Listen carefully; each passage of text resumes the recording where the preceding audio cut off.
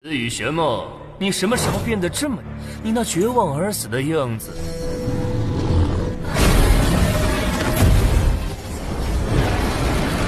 好心的帮我。压缩成了如今的这片秘境。当初幽冥神提到的森罗明玉又是什么？媳妇，星光挪移。剑的感觉。行，不对，这不是剑。子雨玄梦，你什么时候变得这么天真了？样子还真是让人。 Halo guys, bagaimana kabar kalian hari ini? Semoga aja kalian tetap semangat, sehat jiwa raga. Bertemu kembali bersama Lengko Bupi di pembahasan alur cerita The Success of Swan Emperor episode 211. Seperti biasa buat kalian yang belum mendukung video Mimin, silahkan bantu subrek dulu dan nyalakan loncengnya, biar nantinya gak ketinggalan lagi update terbaru dari channel Lengko Movie ini. Dan ketika ada notifikasi dari channel ini, harap untuk kalian buka dengan rasa hati ikhlas. Kalau udah gak perlu malas-malas, ayo kita digas.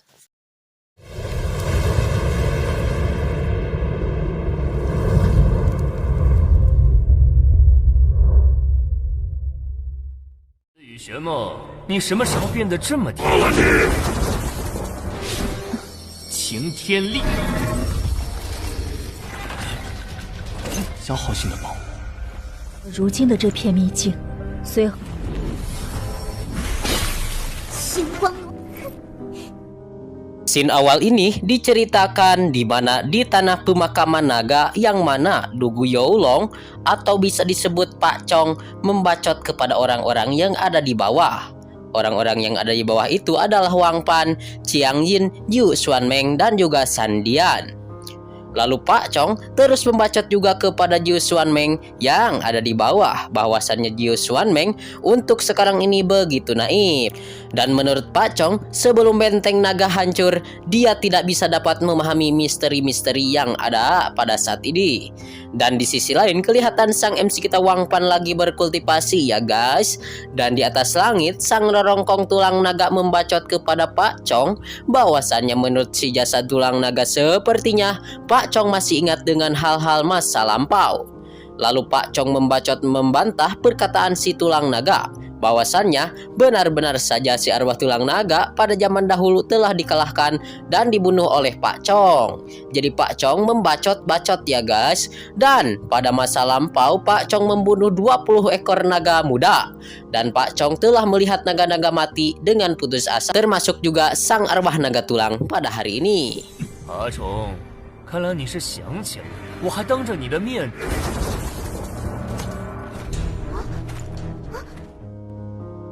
Dan menurut Pak Chong, dia telah melihat naga-naga mati dengan putus asa. Dia benar-benar sedikit cukup puas. Sehingga pada akhirnya sang rorongkong naga geram terhadap Pak Chong dan kembali ingin membunuh Pak Chong.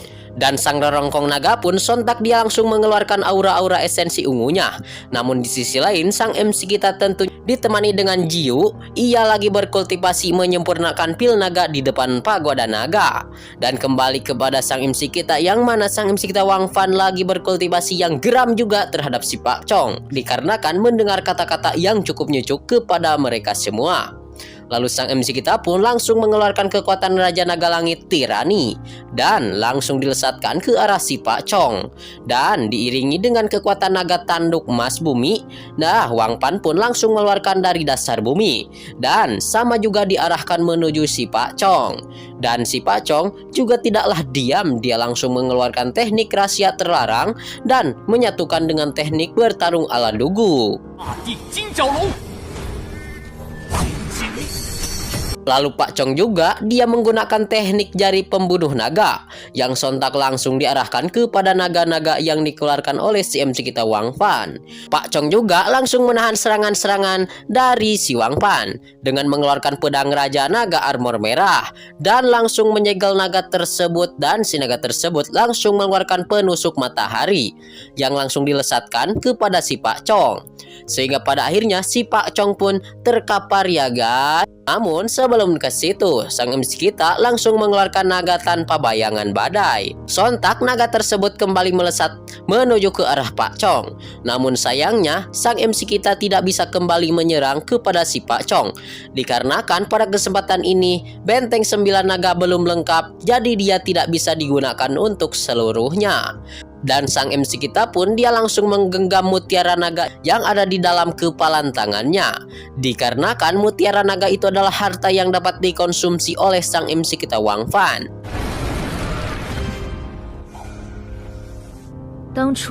Dan pada saat ini kelihatan si Pak Chong sudah terkapar di tanah makam naga. Dan pada akhirnya sang Nona Qian Ying menanyakan informasi kepada Jiu Xuanmeng, apakah kakak Jiu bisa memberitahukan kepada mereka semua apa yang telah terjadi pada masa lampau di tempat tersebut.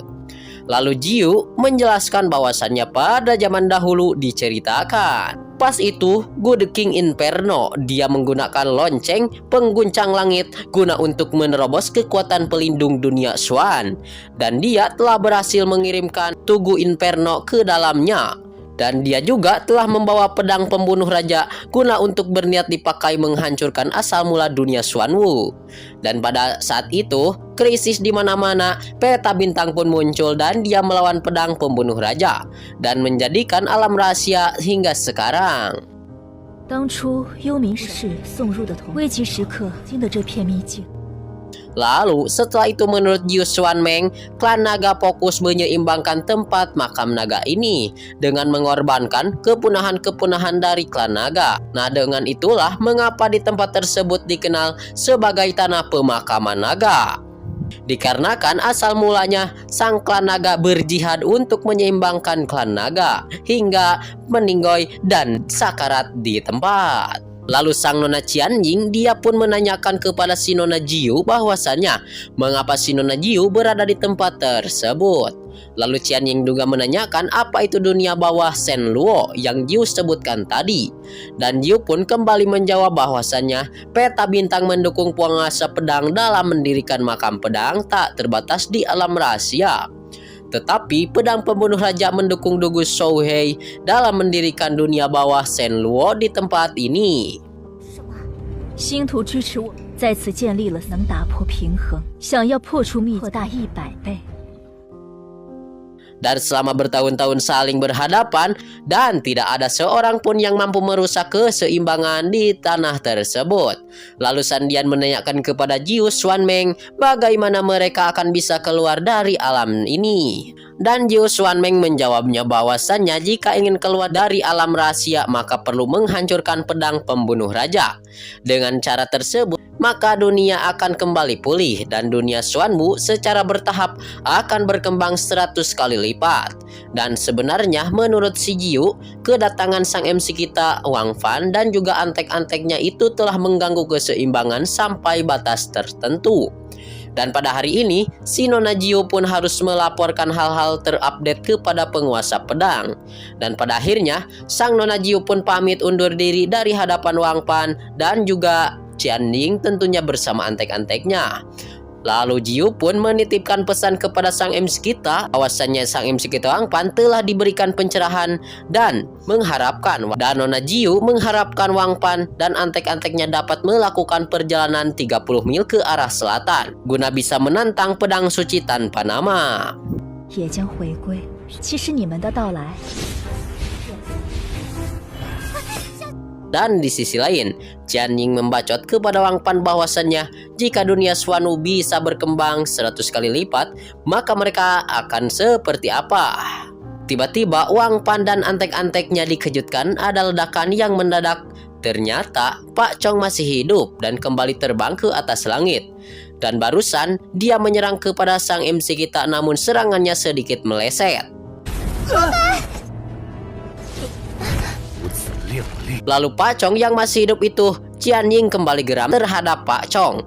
Sehingga Qian Ying dia menyerang kembali kepada Pak Chong. Namun sebelum Qian Ying menyerang, tulang naga langsung menyerang terlebih dahulu ke arah Pak Chong. Namun sontak sang tulang naga itu langsung KO dan pingsan hanya dengan satu kali serangan dari si Pak Chong. Dan di sisi lain, Qian Ying kelihatan menggunakan kekuatan pembunuh ponik neraka yang langsung dilepaskan ke arah Pak Chong. Namun Pak Chong menggunakan tahanannya yaitu perisai dugu. Namun tetap saja Pak Chong bisa terhempas oleh kekuatan Qian Ying. Dan di sisi lain, dikarenakan di tempat tersebut sungguh luar biasa, dan dia pun melihat kehebatan Qian Ying yang cukup meningkat pesat dan telah menerobos ranah bintang terbang melintas langit. Lalu Qian Ying pun tidaklah diam, dia pun langsung menyerang dengan seluruh kemampuannya, dan Pak Chong langsung mengeluarkan kekuatan jurang kegelapan. Lalu Qian Ying pun langsung menggunakan pergeseran cahaya bintang sontak. Dia pun langsung menebas kepada si Pak Chong, sehingga si Pak Chong meninggal sakarat di tempat. 星光，我没事。 Lalu Qian Ying pun pada akhirnya dia dipeyuk dan didekati oleh sang MC kita Wang Pan. Qian Ying pun menanyakan kepada Wang Pan, dia tidak kenapa-napa. Dan alhamdulillah si MC kita Wang Pan hanya cedera sedikit saja.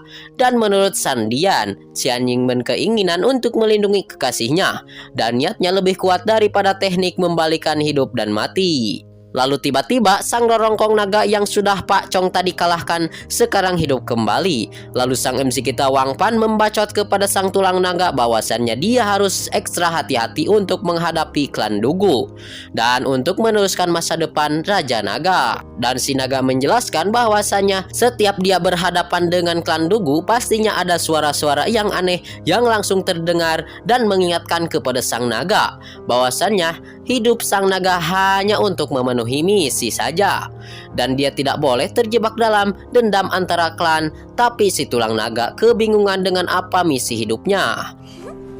护肤心，总有一个 子羽玄梦离开会有线索。